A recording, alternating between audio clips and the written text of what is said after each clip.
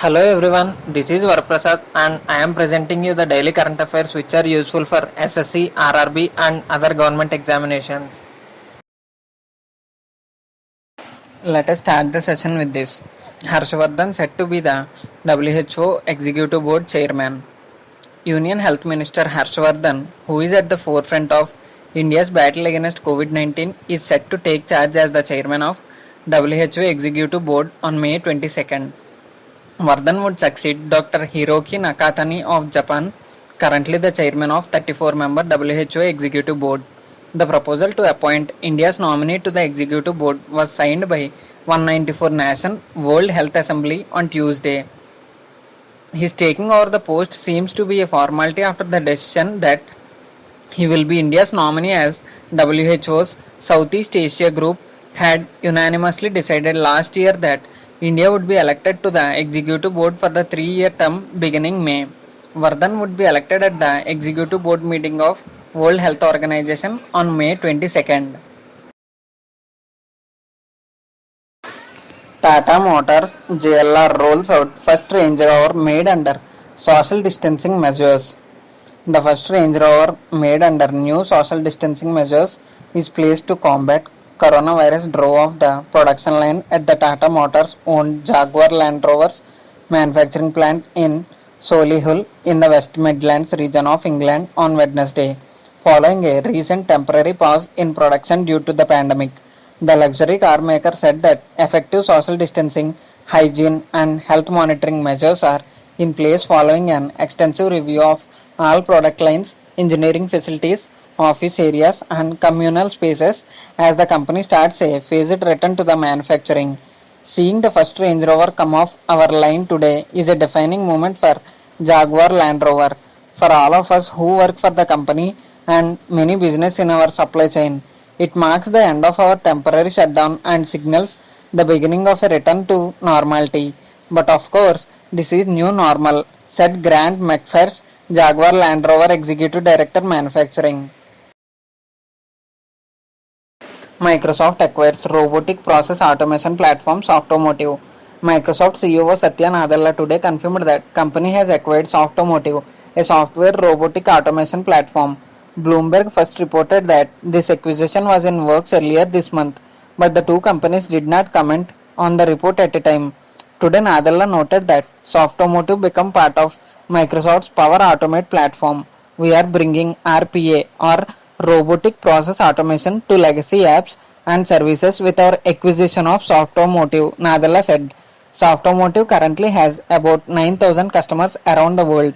Softomotive's Win automation platform will be freely available to Power Automate users with what Microsoft calls on RPA attend license in Power Automate. In Power Automate, Microsoft will use Softomotive's tool to enable a number of new capabilities, including Softomotive's low-code desktop automation solution Win Automation.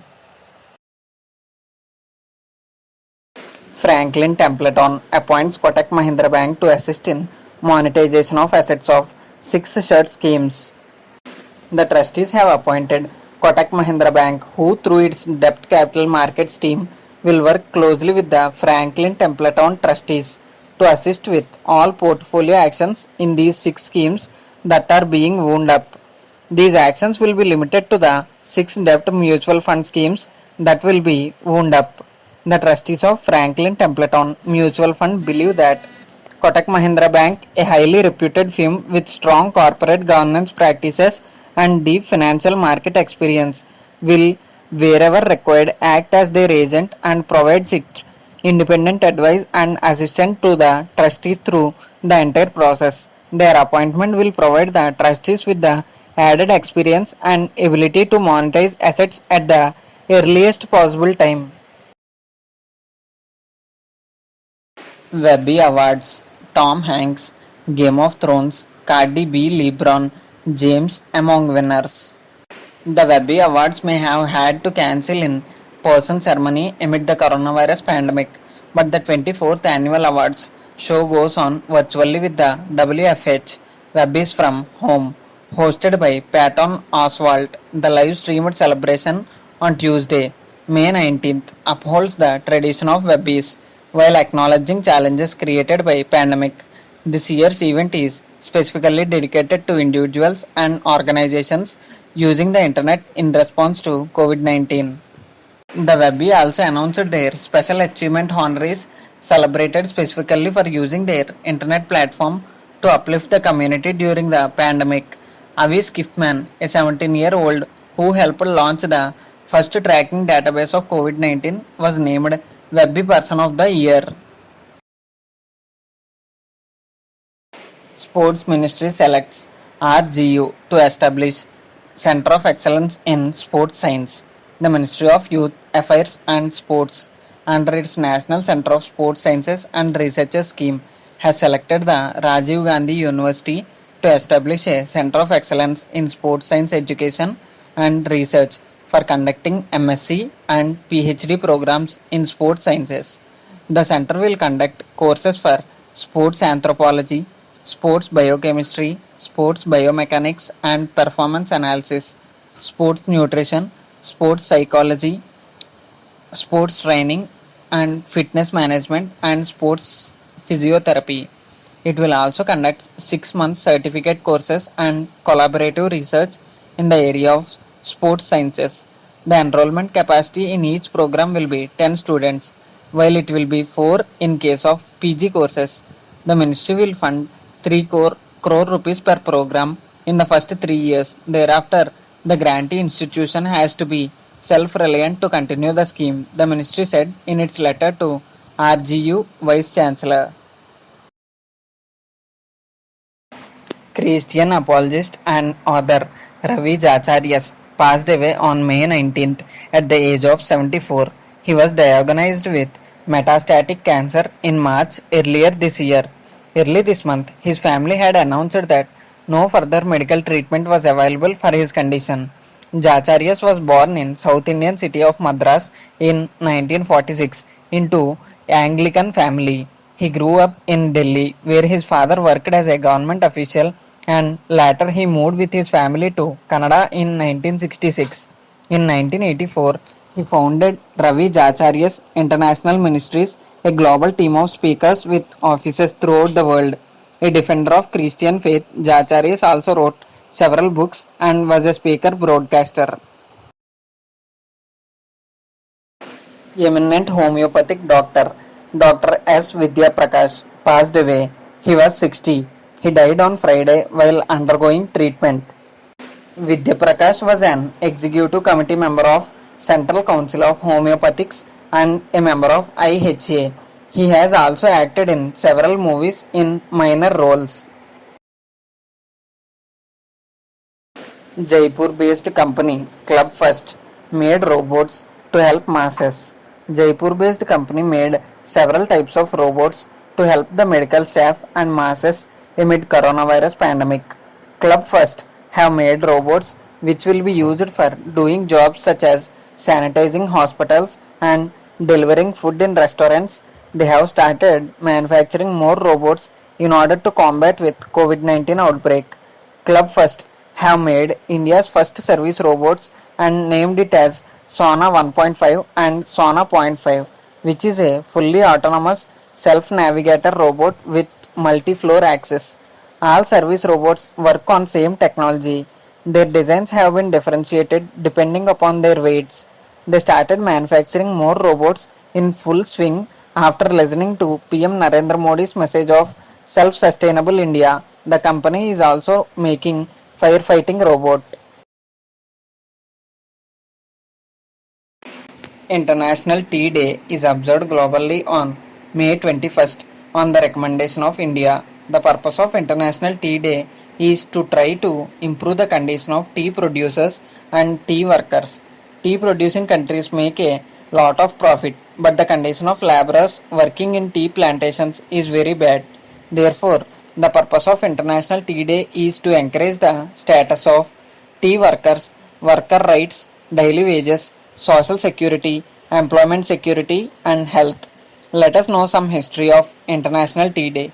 The United Nations General Assembly has designated May 21 as International Tea Day based on a proposal moved by India at the FAO Intergovernmental Group on tea is October 2015. Before 2019, December 15 is celebrated as International Tea Day in tea producing nations such as Bangladesh, Sri Lanka, Nepal, Vietnam, Indonesia, Kenya, Malaysia, India, and Tanzania. Some of the static GK questions are: Food and Agriculture Organization Director General is Dongyu. Food and Agriculture Organization headquarters is in Rome, Italy. Food and Agriculture Organization founded in 16th October 1945. The International Cricket Council Cricket Committee, headed by Anil Kumble, has recommended the prohibition of saliva to shine the ball in the wake of coronavirus pandemic. The panel, which had a discussion via video conferencing, consulted Chair of ICC Medical Advisory Committee, Dr. Peter Harcourt, regarding the elevated risk of transmission of virus through saliva and decided to do away with the use of saliva. The committee also noted the medical advice that it is highly unlikely that the virus can be transmitted through sweat and saw no need to prohibit the use of sweat to polish the ball, while recommending that enhanced hygiene measures are implemented on and around the playing field. Nepal's new political map claims India's territories. Nepal's new official map is artificial and unacceptable to India, the Ministry of External Affairs said on Wednesday, after Kathmandu unveiled a new political map that claimed Kalapani, Limpiadura, and Liplake of Uttarakhand as part of its sovereign territory. This unilateral act is not based on historical facts and evidence. It is contrary to bilateral understanding to resolve the outstanding boundary issues through diplomatic dialogue. Such artificial enlargement of territorial claims will not be accepted by India, said official spokesperson Anurag Srivastava, urging Kathmandu to opt for diplomatic dialogue to settle border disputes. Ministry of Defence and eGov Foundation has signed an MOU through video conference to implement a cloud-based platform to deliver various citizen services under the program e-Chavani and to drive e-governance and improved citizen services across all 62 cantonment boards in the country. The combination of technological intervention and administrative reform will be achieved through digital infrastructure for governance, impact, and transformation. India's largest open source platform for urban governance. The application suite includes the following dashboards: web portals, property tax, miscellaneous collection, trade license, etc., meeting the mandate of cantonment boards towards citizen-centric service delivery, will tend the board's commitment to enhanced governance by improving delivery of services by multiple channels and make it easier to access all board-related information online. UP launches Startup Fund, signs MOU with SIDBI to promote aspiring entrepreneurs. In order to mobilize the youth of state towards entrepreneurship, UP Chief Minister Yogi Adityanath launched the Uttar Pradesh Startup Fund, handing over the first installment of 15 crore rupees to Small Industries Development Bank of India. While launching the fund, UP CM said that it was imperative to bring a new startup policy for agriculture, health, education, and other important sectors so that youth could connect with it. This move will further strengthen the possibilities of job creation, he said. The MOU between the UP government and SIDBA was a step in this direction, he claimed. Yogi said that a large number of migrant workers had come to the state and that they needed to be given jobs on the basis of their skills. This will not only solve their problems, but the benefit of their energy and talent will also be provided to the entire country through Uttar Pradesh. The last one of the session is World Day for Cultural Diversity for Dialogue and Development is observed globally on 21st May every year. The purpose of the day is to deepen the understanding of values of cultural diversity and to advance the four goals of UNESCO Convention on the Protection and Promotion of Diversity of Cultural Expressions, achieve a balanced flow of cultural goods and services, and increase the mobility of artists and cultural professionals, integrate culture in sustainable development frameworks, promote human rights and fundamental freedoms, support sustainable systems of governance for culture. The history of World Day for Cultural Diversity for Dialogue and Development is, in the year 2001, the United Nations Educational, Scientific and Cultural Organization adopted Universal Declaration on Cultural Diversity as a result of destruction of Buddha statues of Bamiyan in Afghanistan 2001. Then in December 2002, the UN General Assembly in its resolution 57 by 249 declared 21 May to be World Day for Cultural Diversity for Dialogue and Development. Some of the static GK questions are: Director General of UNESCO is Audrey Azoulay. UNESCO formation is on 4th November 1946. UNESCO headquarters is in Paris, France. We are providing you the PDF of this entire session in the description box below. People who want to download the PDF can go to the description box and click on that link so that you can download the PDF. Thank you everyone. Please subscribe to our channel for more updates. Please give your valuable suggestions in the comment box.